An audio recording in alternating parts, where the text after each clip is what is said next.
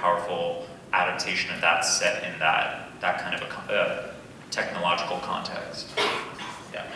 I hope it happens then. So usually on the podcast and our web series, we play games with our guests. But we are doing something special because it's BROADWAYCON, and we're gonna play a game with 2 audience members.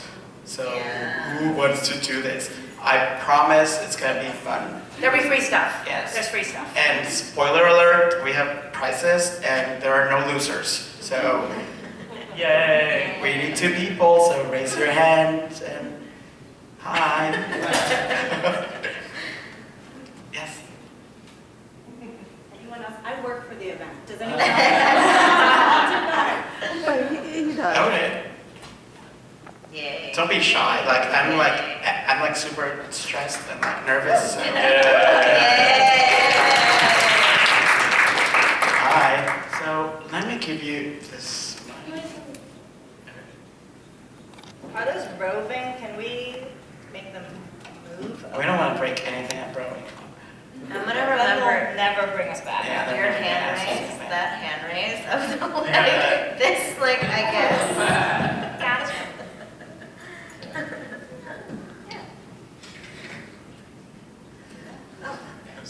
Oh, first, give us your name, where you're from, and best thing you've seen lately. Yes. Oh, okay. I'm Drew. I'm from Los Angeles, but I go to school here. And the best thing I've seen lately is probably A Year to Come at the La Jolla Playhouse. My name's Andy. My pronouns are he, him, they, them, and weird. I'm taking that on. I think one of the best things I've seen lately is Max's show at Joe's Pub. Yay! You all have great taste in theater. I love both of those venues. Okay, so this is gonna work like this. I'm gonna ask the 2 of you the same 5 questions, and it's a multiple choice kind of thing. And it's all like Broadway trivia. And then Diep here is gonna be keeping tally of how many points you have, and whoever has more points in the end is our first prize. Okay? Okay, so are you both ready? Yes. Sure.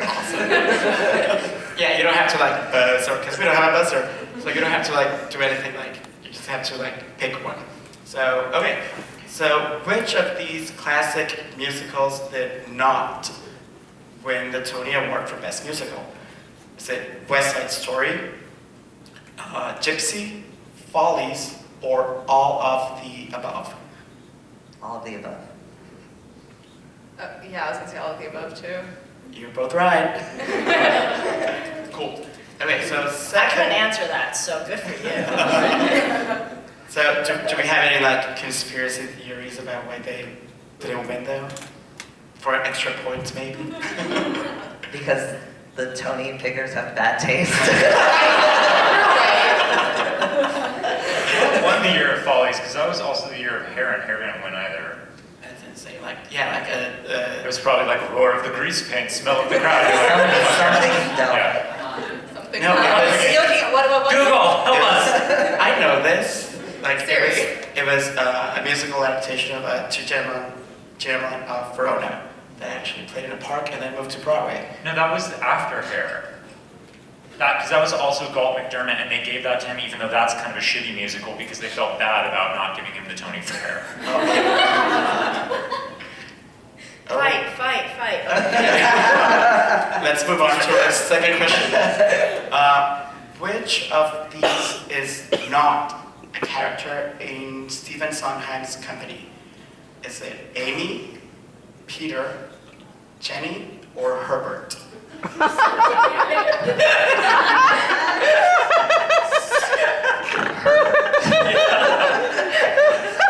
I have no clue, so Herbert. Imagine you. Yeah, you're both right again. Thank you for always going first. Okay, third question. Patty Lupone, is Patty around here somewhere? She's involved. Alright. You're safe. Patty Lupone made her Broadway debut in this Chekhov play. Was it The Seagull, The Cherry Orchard, Three Sisters, or Uncle Vanya?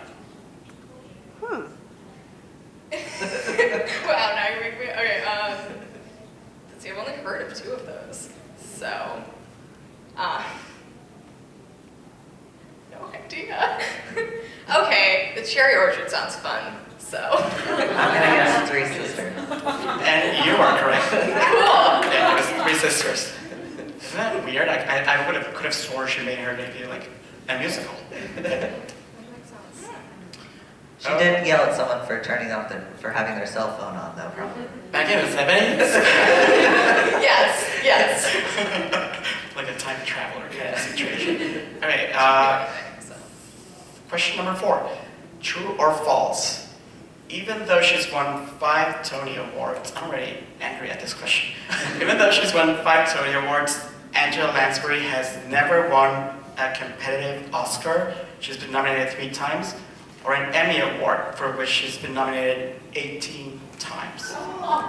Given how angry you are, I'm gonna say true. Yeah. I kind of spoiled it, I'm sorry. Yeah, I think that's true. And you're both right. Can you imagine that she was like in so many like seasons of Murder, She Wrote? I know, Murder, She Wrote, hello. She won a Golden Globe. Obviously, the gays weren't voting. She'll get her lifetime Emmy at some point. Yeah. Okay. And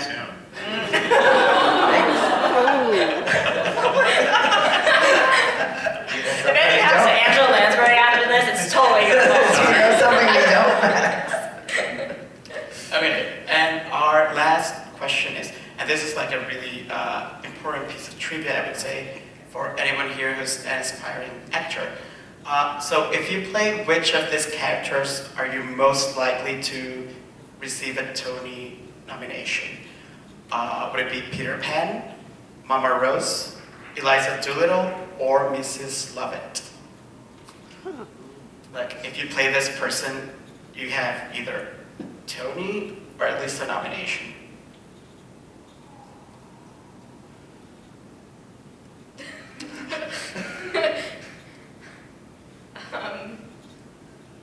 Eliza Doolittle. I'm gonna say Mama Rose. And you are correct. Like, Mama Rose, like 5 different actors have been nominated for playing Mama Rose, so go for Mama Rose when you're the right age. So thank you both. You're both winners. Yay! Oh my God, and I want to take you to all of my Trivial Pursuit games about theater. It's like, that's amazing.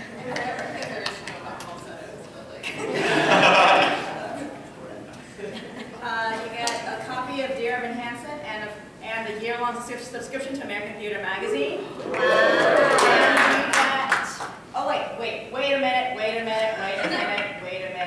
Sorry, something mixed up with gift bags. This is for the 2 of Your prize was our swag bag. Should I just Like, keep that's a butt plug in there. Okay, here's your prize. And you get Choir Boy and Dear Evan Hansen.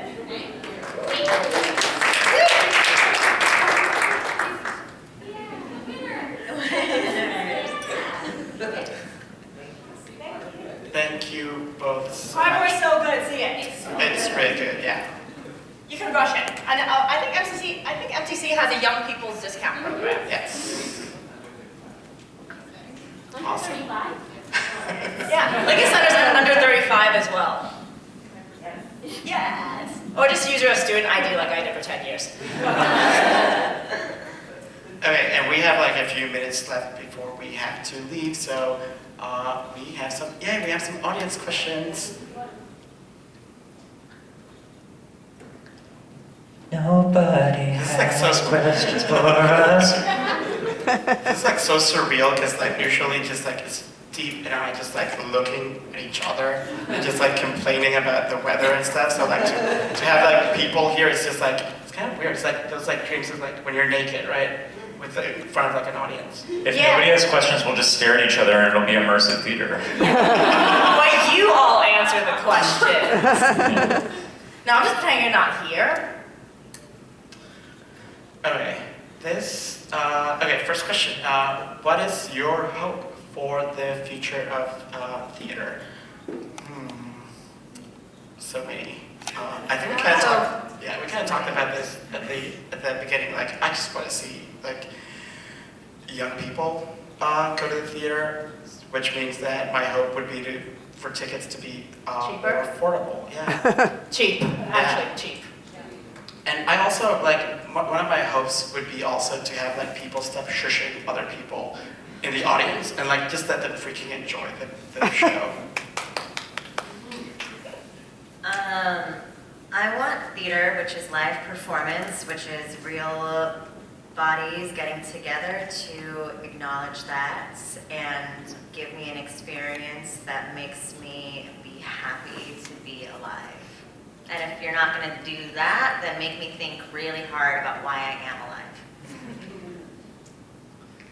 I want theater that is dangerous. I don't necessarily need to walk out feeling happy to be alive, but I want to walk out feeling anything. Because I feel like so often in the theater I see, I'm just like, okay, that was a play. And I don't want that anymore. I don't want to feel kind of like plateaued or jaded about theater. I want to feel like wildly excited or wildly pissed off. Oh, I thought I agreed with you on the cheaper thing. Yeah, cheaper. And more people like Max and Diana on stage making stuff, like being subversive. Because when you see more than 100 shows a year, like you see a lot, things kind of repeat themselves. You see what the tropes are, and like Max, like I want people who know how to break it. And last night I did a 30-minute dance party at Diana's party, and that's gonna be like one of the most memorable things I do this year at the theater. Awesome. So for our guests, who is your dream collaborator?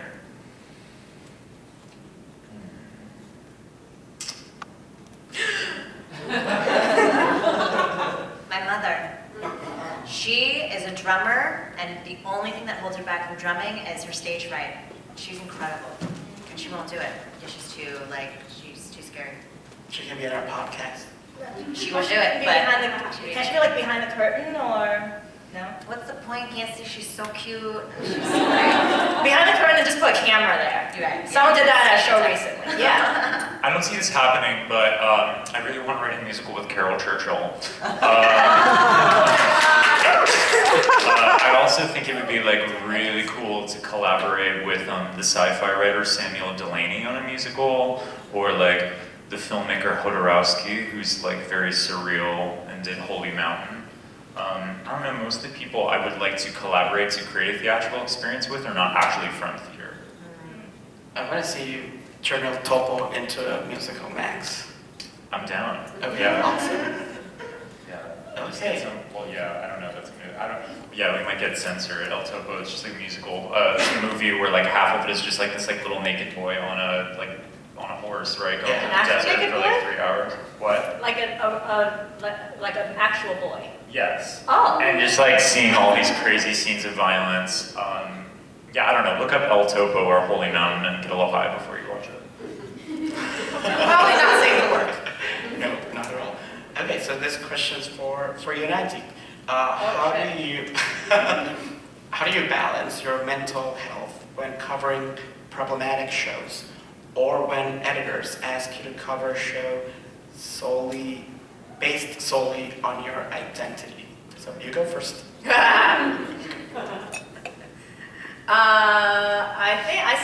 I still think I haven't figured it out yet, because I feel like I'm still in a part of my life where I don't feel safe saying no to things, and so whenever people are like, Diep, do something, I'm like, okay, I'm open to everything, otherwise it's all gonna dry up soon and I'll no longer be relevant. Mental health, especially when it comes to covering problematic things these days, because of me, I've covered a lot of problematic stuff, and so people tend to see me as a go-to for it, and I'm a lot pickier about like what issues I choose to cover. Sometimes I get an email saying, "Oh my God, someone's playing a white person's playing an Asian person in like San Francisco. You have to like write about it." I'm like, do I though? Do I feel like doing that right now?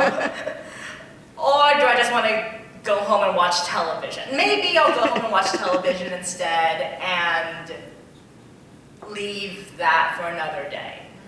And that's one of the unfortunate things about, being a person, especially being a person of color who covers theater. There's not very many of us, and so the people who are there, I feel like we kind of get stuck in this identity box of, oh, it's the Asian play, Diep, cover this. Like, I can write about other stuff. I would like to write about other stuff. So I'm still figuring it out. But staying home is nice. Baths are nice. Yes. I became a freelance critic in 2018, and I have to say that money is very important for you to have good mental health. So whenever I've been getting assignments based on things like that, sometimes I just have to take them because I do need to pay my bills and I do need the money. So this sounds extremely corny, but going to the theater helps me keep my mental health. And I always, Diep's always asking me, how do you go to shows every night? And I'm like, how? Yeah, well, I mean, Red Bull, espressos, but also just being surrounded by other people who are there for the same thing. I told you it was gonna be super corny, but just sitting with people and just experiencing something that someone in the room is probably gonna love, even if I don't love it. It's always just so refreshing. Every time I go to the theater, I feel like I sweat at yoga, so theater's my downward dog kind of thing. I always come out feeling super chill. So yeah. Yeah, and I don't know how he does it because he had a fever this week, and he still went to the theater. You went to see To Kill a Mockingbird while you were sick. I was not contagious, so for starters, if I had been contagious, I would have stayed home. But I was like, you know what, I have a fever, I'll just take some Advil and just sweat it out and hydrate and just go to the freaking theater to feel better. So actually, there's a question I'm curious about because I love talking about money. So or my lack of money. So for Diane and Max, how do you balance the financial aspect of it with staying true to your own inclinations as artists? Have there been times where it's oh, I'll take this gig even though I'm not comfortable with it because it's gonna pay the bills for a little bit? I feel very lucky that I get to keep the channels open, and the money flow comes through as a performer or through commissions, creating work, or grants, or it's whether I'm creating or performing, and I'm very lucky and not lucky. I whatever. It's great. It's wonderful for the. I deserve it. Thanks. But for the past 3 years, it's been a very nice time being a working artist, and I think that's the channels that are open. My work is almost completely grant subsidized. I mean, to give people a window into what it is to be a musical theater writer. K-pop, which I think had a $1.3 million budget, which was sold out before first preview, and I worked on for 4 years. I made $4,000 on that show. I mean, I actually lost money spending the time it took to write that show. But it was something I deeply believed in, and getting things along the way, like the Richard Rodgers Award or the New York Foundation of the Arts Award or the Jonathan Larson grant, those grants allowed me to pay my rent and do that. And so far I've been lucky in that my expenses are pretty low. I mean, yes, I have fabulous fashion, but it's all goodwill. It's all just that I go into thrift stores like it's an Olympic sport, and I get the gold medal every time. But I don't actually spend that much money on all of that. I just make it look like I do. Actually, my living expenses are really low, and for 7 years I lived in a place that was roach and vermin infested, and my rent was $500 a month, and that allowed me to be an artist and survive off the grants while I was writing The View Upstairs, which is now having 12 productions this year. And so it's that kind of thing. But hopefully, there's this saying of in theater you can't make a living, but you can make a killing, and I'm really ready to kill people. So. ready for the next phase. We're ready for the both of you to kill people. Well, I think we're out of time, so thank you both for being friends, being a friend. Thank you. Thank you. And thank you all for coming. Yeah. So Thank you. give yourself a round of applause. And if you're listening to this on the podcast, thank you. And also, please come, because we should come back next year. So please come next year. And Max and Anna, thank you so much. We love you. And thank all of you. And Diep, send us out. Oh crap. Oh yeah. There's more fun when you take a friend. Bye. Bye.